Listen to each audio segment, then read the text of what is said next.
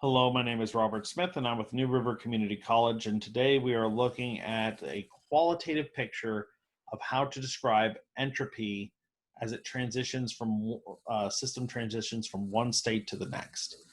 And in general, for this class, there are just a few scenarios that you consider where entropy is increasing, and those scenarios are when you have a phase transition from a more orderly state to a less orderly state.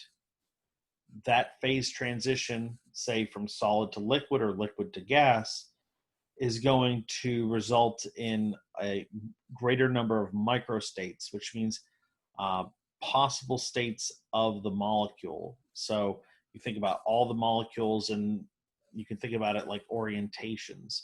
So all the different orientations, when something is a solid, it's all the molecules are aligned up, or all the atoms are lined up so that they're in a lattice. They're fairly uniform. There is some vibration, but it's not as nearly as much as the other states of matter.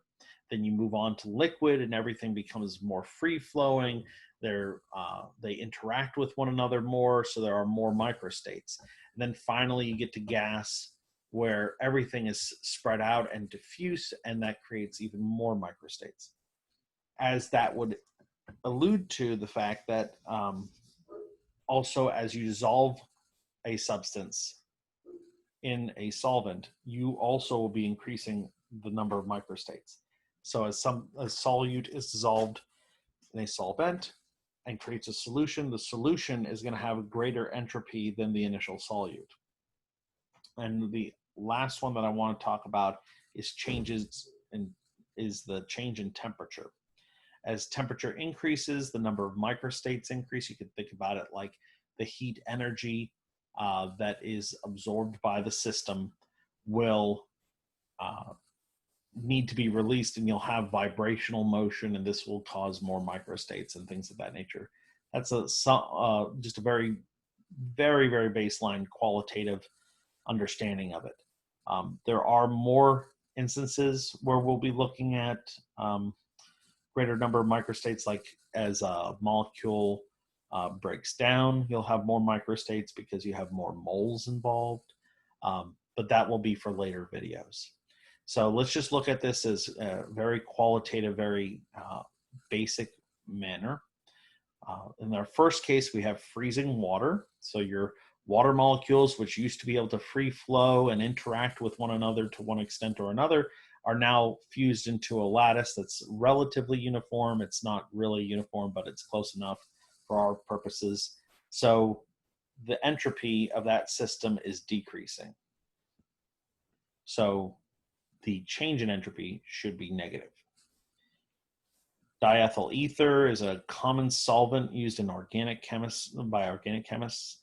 And if you let it evaporate at room temperature, it's transitioning from a liquid to a gas. So it's it's increasing the number of microstates. So this will have a positive change in entropy. If you dissolve fructose in water, all you're doing is taking a solute and letting it become diffuse in a solvent. So you're creating a solution.